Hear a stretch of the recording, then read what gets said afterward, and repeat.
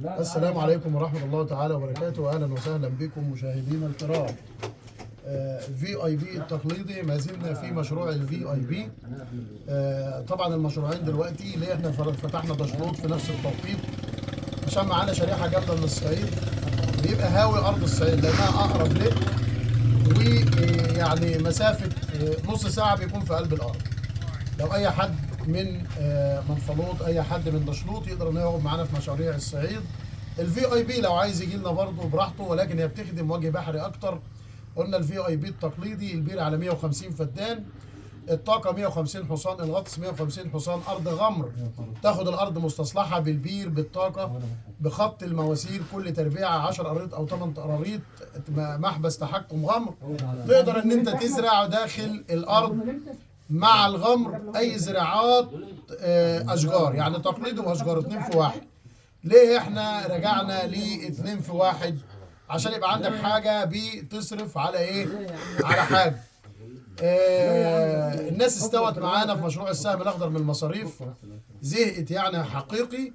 الناس استوت معانا في مشروع السهم الاخضر او السهم المنجاوي من المصاريف، فبيبقى عايز حاجة تدير عليه دخل. فاي حد عنده استعداد للمصاريف على الارض لمدة 4 سنين يبقى هيتابع معانا في مشاريع السهم الاخضر او المنجاوي او غير ذلك، بس يبقى عارف، يبقى نفسه طويل في المصاريف. اي حد مش عنده نفس ان هو يصرف يبقى ياخد في التقليدي الفي اي بي، او ياخد في التقليدي مشروع انا واخويا ابن عمي وصاحبي في منفلوط او دشلوط. الفي اي بي على ارض الواقع احنا قلنا دي سابقة الاعمال. زي ما احنا شايفين، سابقة الاعمال بتبقى خير دليل ان انت تاخد قرار، او هات سابقة الاعمال يعني مش، او ان انت تشوف تصليح الارض اللي انت بتشوفها عامله ازاي، تصليح الارض المماثله عامله ازاي. الارض دي كانت صحراء في يوم من الايام، اصبحت دلوقتي يعني ما تعرفهاش خالص من الارض بتاعت بحري او الارض بتاعت قبلي.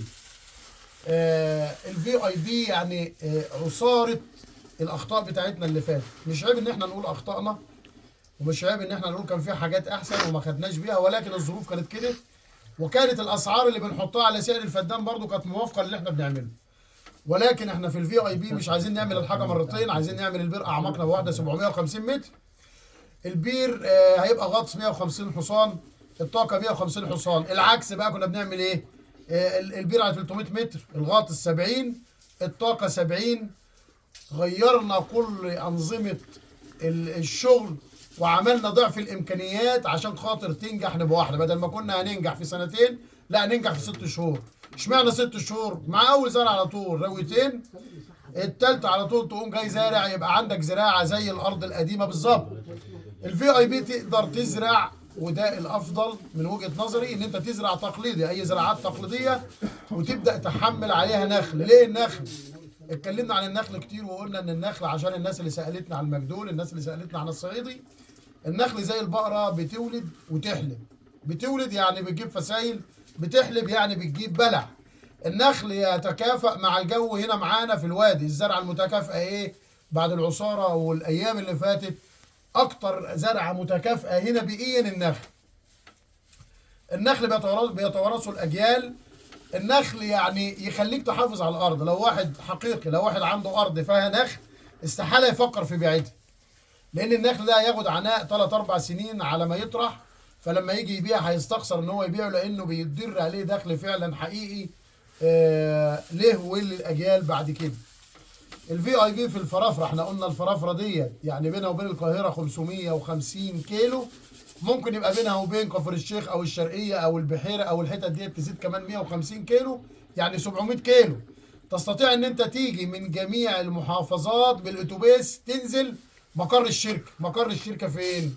مقر الشركه في الفرافره، المستشفى العام المركزي. هتلاقي مقر الشركه جنب منه صيدليه الدكتور عابد، احنا خلف الصيدليه على طول من غير ما تسال حد. الفي اي بي على ارض الواقع وهجمات المجتمع. وانت راكب الاتوبيس خد بالك، برجت انا اهو عشان ده الكلام بقى اللي كان الناس بيقولوه لي. ما تحاولش تدردش كتير قوي ان انت رايح تشتري ارض. ليه؟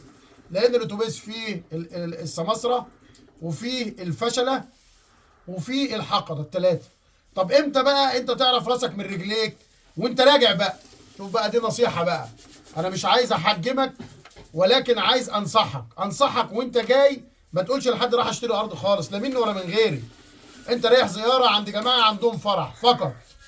طيب لما تيجي بقى العين بتبقى خير دليل انك تشوف الارض اللي انت جاي تبص عليها وتطبقها بالارض القديمه وتشوف طبيعه المكان وريح المكان وعتبه المكان وتعرف الكلام اللي احنا بنقوله وانت راجع بقى اتكلم مع الناس. ليه بقى وانت راجع؟ يبقى انت كده معاك حصيله وبقى انت دلوقتي كده صد صدود لاي حد هيكلمك. لا ده الارض الميه ما بتكفيش، تقول له لا انت البير بتاعك الطاقه الشمسيه كام حصان؟ هيقول لك 60، هيقول لك 70 زي المكان اللي احنا فيه. لا ده احنا الطاقه الشمسيه 150 يعني ضعف اللي انت بتقوله. طب البير بتاعك كام متر؟ يقول لك ده بير خبطه 300. لا ده احنا واخدين على بير اعماق 750 متر هكذا. فهيبقى انت صد صدود له وانت اللي بتجاوب عليه، لان انت لو اتحشى دماغك بافكار هدامه وانت جاي في الطريق مع تعب الطريق مع انك يعني محبط مع ربما يكون ده اصيل وصد صدود لعدم اتخاذ قرار. ودي من الحاجات اللي بننبه عليها لما تكون رايح تتفرج على حاجه. ما تهريش كتير وانت رايح، اهري كتير وانت راجع.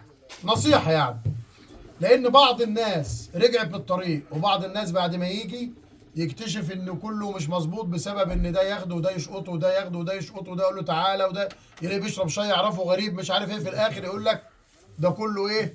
كله شكل بعضه. وفي الاصل المكان اللي كان رايح له بسبب كلمه او الى اخره لمغرضين ما راحلوش، يبقى لا شاف الارض اللي كان رايح لها ولا شاف المكان اللي كان رايح له.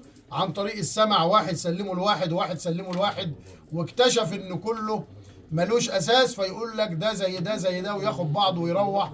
ودي برضه حصلت كتير. فاحنا بننبه على كل اخواننا من ضمن التنبيهات ما تهريش كتير وانت جاي، لو عايز تتكلم وتستفسر وانت ايه وانت راجع. معاينه جميله معانا، كل سنه وانتم طيبين. اولا ما تنسوش الصلاه والسلام على النبي صلى الله عليه وسلم. النهارده الجمعه معاينه جميله معانا هنسمع ارائهم في المشروع وعلى الطبيعه وهو طبعا بيتصلح. ولما راحوا شافوا سابقه الاعمال ومروا في الارض وشافوا الارض اللي زرعها من سنتين واللي من سنه واللي من 3 سنين وشافوا الزراعات التقليديه وشافوا السهم الاخضر وشافوا الاشجار، ايه رايهم؟ ولو عندهم استفسار يسالونا عشان نجاوبهم ان شاء الله. اسال الله عز وجل ان يجري الحق على لساني والسنتهم يا رب العالمين. ابويا الحاج ازي حضرتك؟ يا مرحبا، شرفتنا والله. الله يبارك لك. الله يبارك فيك. ايه رايك في الوضع هنا والله بقى؟ الوضع تمام ان شاء الله والحمد لله. وبعدين اتفرجنا على البرسيم ما شاء الله والنخل ما شاء الله عليه، يعني الدنيا حلوه ما شاء الله والزراعه احسن زراعه والميه ما شاء الله عليها، كل حاجه حلوه ما شاء الله. يعني لفينا على الارض كلها، لفينا على الارض اللي لسه زرعت واللي لسه مش زرعت، وشفنا الدنيا حوالينا حلوه ما شاء الله. وربنا يبارك له يا رب. ما شاء الله خضره وزرعه ودنيا وبيوت حلوه وميه حلوه والارض حلوه ما شاء الله عليها. شفت تربه الارض التربه ما اللي شاء انت جاي الله عليها؟ شفناها طبعا. شفت نظام التصليح؟ شفنا نظام التصليح ما شاء الله. طب عندك يعني استفسار؟ برضه المشروع الجديد برضه مشروع ما شاء الله عليه. انا عجبني المشروع الجديد قوي يعني ما شاء الله. اللي هو الفي اي بي وحلو. اللي هو اي في دي اه ما شاء الله مرتب وحلو. وبعدين تاني على كده ان الاحواض حلوه، الارض حلوه، طولها حلو، التربه حلوه ما شاء الله عليها. ربنا يبارك له يا رب. ربنا يبارك. امين يا رب العالمين. مش مهندس ازاي حضرتك؟ انت متابعنا من امتى؟ من 2020. 2020 يعني 4 سنين. بس انت غبت قوي كده شويه ولا ايه؟ ما هو ظروف بقى. ظروف عدم نزولك؟ ايوه. ربنا يبارك فيك. ايه رايك بقى في الدنيا؟ المتابع غير المستمع، يعني المتابع معانا ما شاء بيبقى الله. الله ينور. كل الواحد شافه في الفيديوهات هو اللي موجود على الطبيعه. الله ينور. في عندك اي استفسار او اي اسئله؟ لا تمام، كل نفس الاستفسارات موجود. ربنا يبارك فيكم جميعا، نورتونا وشرفتونا. عشان ايه نتفرج على الارض ان شاء الله. طب نحن من الشرقيه؟ احنا من ولاد صقر. من ولاد صقر؟ ان شاء من الله. حته الصوفيه؟ صوفيه. ماشي يا عم. كده وصلت كده. ربنا يبارك فيك يا رب ويحفظك. ان شاء الله. الله يبارك فيك. احنا يعني بيهمنا بقى يعني هجمات المجتمع تتوالى. لا ما شاء الله. يعني هجمه تلو الاخرى على ايه؟ على ان الفرافره نصب، على ان الشركات دي كلها نصابه. مفيش الكلام ده. تعالى على الطبيعه وعاين. حقيقه والله العظيم يعني والله حقيقه. واحنا بنلف اهو يعني فيهم الصبح من الساعه 8 بنلف على بس في حاجه بقى يعني الناس مفكره ان الدنيا سهله. على فكره الدنيا مش سهله. بمعنى ايه؟ انك عشان فعلا تنجح لازم تتعب لازم تتعب بما يرضي الله. صح طبعا. لان الارض لو ما شافتش طبعا. منك تعب يبقى مش هتحافظ هتطلع عليك زراعة. ولا انت تحافظ عليها. ايوه ولا هتطلع لا انت زراعة. هتحافظ عليها ولا هي ولا اصلا هتطلع زراعة. هي هتلفظك. يعني تفضل الارض تديك. بالظبط كده. أيوة. لا إنما- وتحبها. ايوه وتحب الارض. تحب الارض تحب. صح نعم. ربنا يبارك فيكم جميعا. ربنا يعينك. ما نجيب الجماعه بتوع اللوبيا دول بيعملوا ايه؟ قرب عليهم كده. بيعملوا ايه؟ بتعمل ايه يا باشمهندس عبد الرحمن؟ نطبخ لوبيا. لا يا راجل هتطبخوا لوبيا صح؟ لا يا راجل بس عايز تنبلي من بالليل دي يا ابني. لا اللوبيا مش تتباع. في السنة هنهريها بالنار. والله تصدق الفاصوليا هي اللي بتتباع. واللوبيا ماشي زي بعض. هتتباع هتاكل هم دلوقتي يعني شوفوا ايه من خير الارض. من خير الارض صح. يعني من خير الارض زرع شويه لوبيا حوالين الشجر، زرع خطين لوبيا. لا، معلش مش تصور. ماشي مش تصور. ها؟ عايز اقول لهم كلمتين. اه. بعد انتوا وبالنسبه للناس اللي هتيجي وضعكم احسن من وضعنا في الاول. بالظبط. احنا شفنا الصور. ايوه صحيح. دي كانت الامكانيات الضعيفه اللي انا بتكلم عليها. بخلاص. أيوة. انتوا احسن مننا. ايوه ليه؟ انه حدث شوف في ميه طالعه الوقت. ايوه هتزرع بعد شهرين، بعد شهر، بعد ثلاثه. احنا بقالنا 3 سنين لسه الميه جانا السنه اللي فاتت. هو عايز يقول ايه؟ ان يقول الامكانيات كانت هنا ضعيفه. ده بقى ايام ما كنا كسلت بنقول يعني. بنشتغل يعني على قد الحافه في مد رجليك وطلع غلط. ايوه. عشان كده غيرنا اسم المشروع وغيرنا الاستراتيجيه بتاعت الشغل وغيرنا حاجات كتير قوي. عشان كده سميته في اي بي. تمام. هنا احنا حدثنا على مراحل نعم. وده كان خطأ. ايوه. بقى يعني عشان كده كنت بقول كلمه بعض الناس بيزعل منها، اللي يصعب عليك يفقر نفسه ويفقرنا. يعني ايه؟ يعني الفدان ب 100,000 عاجبك هتاخده بالمواصفات دي، عاجبك مش عاجبك ما تاخدش. نعم. خلينا في الدغري. طبعا صح. كنا هنا بايعين ب 30 وب 25 وب 26 ومشاريع تانية كنا بايعين ب 22 وعايزين حد هياها وعايزين نحدث تاني. بس بقى واحد يقول لك واحد يقول لك لا، واحد يقول لك ما معيش، واحد يقول لك معايا، واحد يقول لك فوق، واحد يقول لك تحت. انما كده بقت ايه؟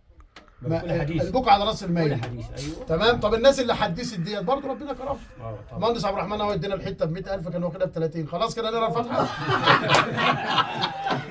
نقرا الفاتحه. يا عم انا بعملك زي الفي اي بقى اهو. 125 اللي فات النهارده. لا يا راجل ما انا بعملك زي الفي اي بقى اهو. يعني ب 150. طب ربح ب 140 يلا. فيها برسيم. فافول. فول وفيها فول وفيها شعير. كام 2 فدان؟ شوك فدانين. فدانين. ماشي يا باشمهندس. شوف الارض ونظافتها والشغل اللي فيه. الباشمهندس طبعا هو عايز يوسع. هو كان واخد حته صغيره عايز والله يوسع. انت عارف كنت هو مفكر نبيع ونروح هناك راح في الفي اي بي. وسعوا. ده استهداف الظروف ديت. اي يلا ربنا يصلح الحال. ربنا يبارك فيكم جميعا. مش هنطول عليكم في الفيديو. عملنا مقدمه طويله. سمعنا اراء المهندس، سمعنا اراء حاجنا الفاضل ابنه المحترم. ربنا يبارك فيكم جميعا. الفي اي بي التواصل والحجز على رقم الواتس عندي شخصيا 0100 8791285. اي حجز في دشلوط فانا واخويا ابن عمي وصاحبي في منفلوط في الفي اي بي هنا على نفس الرقم. رساله على الواتس بالمشروع اللي انت عايزه 0100 8791285. يا رب نكون فدناكم النهارده واضفنا حاجه جديده. الفي اي بي على ارض الواقع اوشكنا على الانتهاء من المرحله الثالثه. والسلام عليكم ورحمه الله تعالى وبركاته.